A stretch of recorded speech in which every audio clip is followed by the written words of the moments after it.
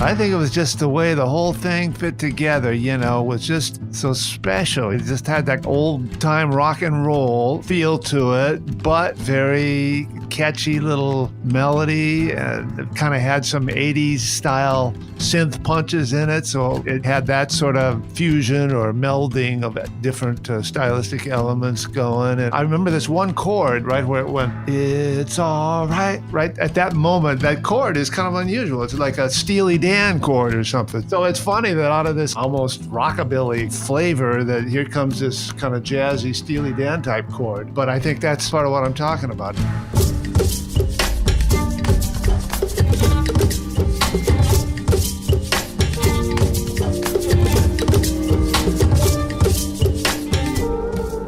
You're listening to Music Dialogue, conversations with leading composers and music professionals in the film and television industry.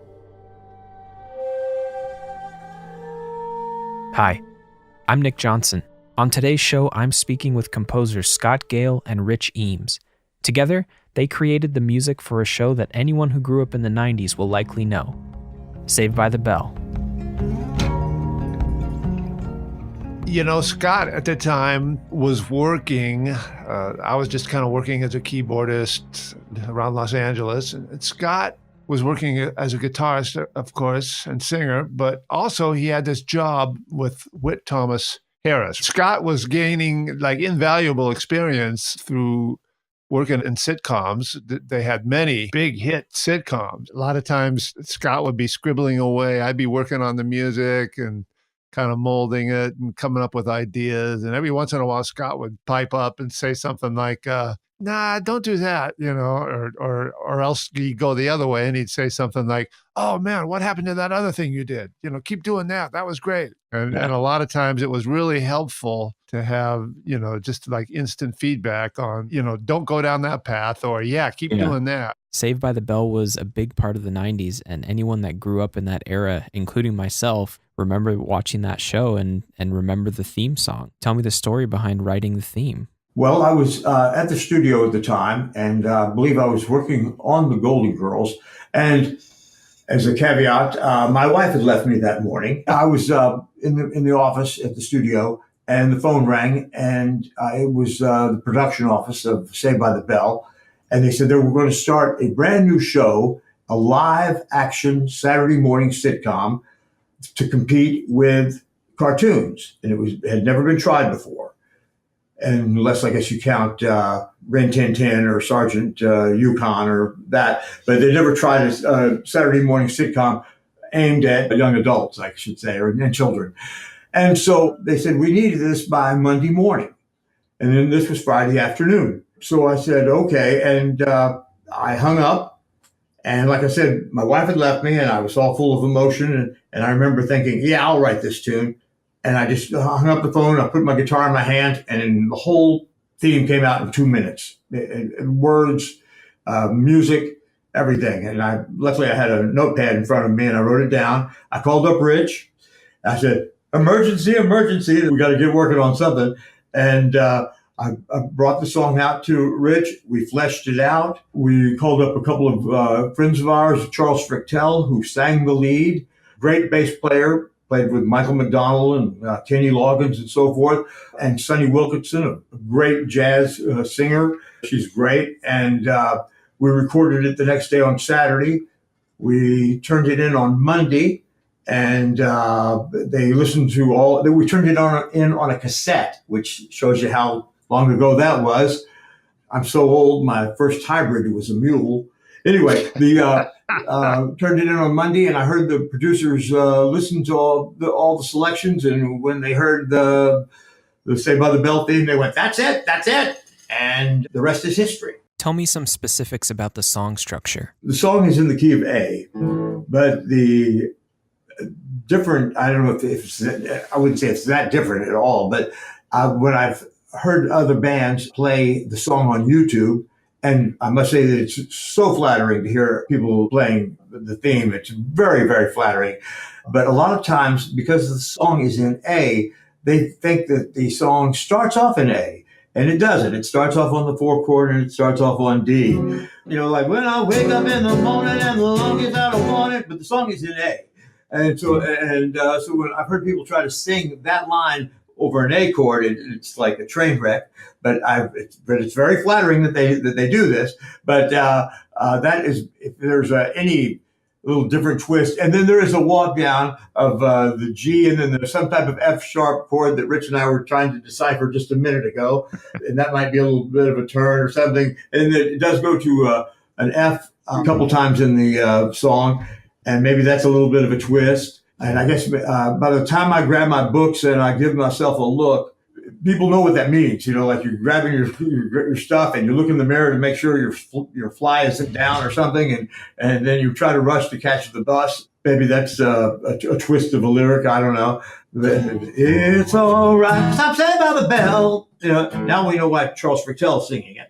And but you know what? I remember you like working so hard to get Charles to sing that because I'm saved by the bell. That right. Little line, that bell. Yeah. Michael Damian at one time. They had him. He was starring on a soap opera for NBC, and he also had a hit with a tune called "Rock On." And they thought about him singing the theme. And so they tried it out for about 10 episodes, but they went back to Charles Fritch because he just had that, that sound that we just that we were all looking for. I've seen mistakenly where they've given me the credit to singing the song. And absolutely, I did not. It was all Charles Fritch. When I wake up in the morning and the longest I don't want it, I don't think I'll ever make it on time. By the time I grab my books and I give myself a look, I'm at the corner just in time to see the bus fly by. It's all right, 'cause I'm saved by the bell. Something like that. That's great. So catchy. Yeah, it is. It's a catchy tune. I think it was just the way the whole thing fit together, was just so special. It just had that old time rock and roll feel to it, but very catchy little melody, and it kind of had some 80s style synth punches in it. So it had that sort of fusion or melding of different stylistic elements going. And I remember this one chord, right, where it went, "It's all right," right at that moment. That chord is kind of unusual. It's like a Steely Dan chord or something. So it's funny that out of this almost rockabilly flavor that here comes this kind of jazzy Steely Dan type chord. But I think that's part of what I'm talking about. I remember like when we were recording that and we were mixing it, Rick Riccio was mixing it there at the studio, and I remember thinking, is the guitar solo loud enough? And I just remember Rick turning around going, "Oh, yeah." What was the process of writing music for the actual show? We're talking beyond the theme. There's a lot of music included in this show, lots of visual vocal cues with actors. Did you guys write all of those? And, did you work with the actors to help them sell these songs on the show? Yes, I think we wrote almost everything. I don't remember any other music being used. There may have been some, but many times we would have to bring music into the stage, and then the kids would, I call them the kids, they're all growing up now, of course, but we would kind of show them how to hold their guitar or how to move to the music or just what the song was about or something. I do remember there was sometimes we kind of had to get them grooved into the song. You remember that, Scott? Right, sure. I mean, because one episode, the kids formed a rock band, and then they had a fantasy that they were playing, and Casey Kasem was even on the show, and they were dreaming that they were playing at some huge arena and so forth. And so in their fantasy, they were playing in the arena. And so we had to get them synced up and so forth to make it convincing, that was happening. I know that some shows, everything moves very fast. Were you guys sometimes down to the wire on making things, like getting to the stage? And I think I said earlier, that's one thing. We were not afraid to put in the hours, no matter what time. If it was 3 a.m, it was 3 a.m. One time in the midst of production, Fresh Prince called us up and said, "We have a basketball show that needs to be scored, an actual game that needs to be scored by the next morning. And we're going to maybe get the show over to you at 4:00 the afternoon before." And Rich, being the genius he is, was able to sync up when the ball goes through the basket every time, Rich had a zing, in the score, to to sync right up there so that it was locked in, scored to picture. And we had a reputation that we could deliver. That's in tune and on time, we always said. Did you guys ever imagine that your music would be such a significant part of pop culture? Well, I dreamed about it every day. But for it to actually, after all this time, it is amazing that so many people say, "Oh, that show, either they say they still watch it, or I watched it when I was growing up, or everybody says, oh, everyone has their favorite character, whether it's Mario or Kelly or Tiffany or Mark Paul, of course, or any of the cast. Some people have their favorites, Elizabeth Barkley, and or even Mr. Belding, and they go, oh, and then they might start singing the song back to me or something, and it's kind of like it's somebody else they're talking about sometime, I guess. But it is very gratifying. How about you, Rich? Yeah, definitely. I think it made a believer out of me when a year or two ago, they had a little skit on the Jimmy Fallon show, the late night, Jimmy Fallon's late night show. And they did a little Saved by the Bell. I think they had a couple of the actual cast members there, and Jimmy was pretending to be one of the cast. And they used at least a couple of our songs, and I remember that thing got like 30 million hits on YouTube, like in a matter of a couple of days, and I thought, wow, that's something. I don't think anything I've ever been involved in before or since would ever get anything close to that. I'm in the jazz world a lot, so it's like we're thinking in terms of tens and maybe if you're lucky a couple hundred or something, but to have like 30 million, that's really something. And it is, it's amazing to look back on and realize that we were a part of something like that, and that the music we came up with was a big part. I think it was a big part of certainly the texture of the show. And we like to think it had something to do with contributing to the success of the show.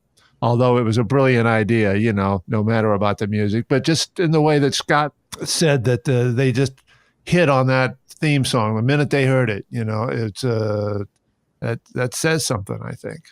So I'm very happy to have been a part of it. Me too. What does an average day look like for you today? Rich plays gigs. I play gigs. I guess Kellogg's cornflakes and. I wish I could be more interesting. That's all right. Rich, what about you? Well, I do a lot of stuff here in the studio, a lot of little odds and ends sort of productions for different people. I do a lot of arrangements for singers around town, write arrangements for small jazz groups. And like Scott said, play a lot of gigs, a lot of jazz gigs, especially around Los Angeles here, and occasionally out of the city. So that's kind of a typical day for me. And I have a band called the Great Band. It's GR number 8 and the numeral number 8, and we're on Facebook. And it's a lot of fun for me because not only we play everything from Sinatra to Guns N' Roses to the Eagles, and I get to tap dance as much as I want, and I mean literally, and tell jokes and perform and be a total goofball. And so that's really that keeps me from writing letters to the editor of the newspaper. Nice. I always remember you being interested in tap dancing, Scott. And I used to work with a group called the Jazz Tap Ensemble, which was jazz music of all time. Yeah, pretty phenomenal tap dancing. And Scott used to come and check out the rehearsals sometimes and watch what the guys were doing. What advice would you offer to anyone that wants to advance a career in film and television music? Take up another career. Just be prepared for tons of disappointment and tons of rejection, because remember, in the major leagues, if you can get 3 out of 10, you're in the Hall of Fame. Yeah, I guess know your stuff. Know your stuff. Be as prepared as you can be. Learn as much as you can about all phases of the business, but know what your strengths are too, and go with those. And try to try to really accentuate what you're good at and make sure people know that you can do that. And practice. Thank you guys so much. It was really great to talk to you. Thanks.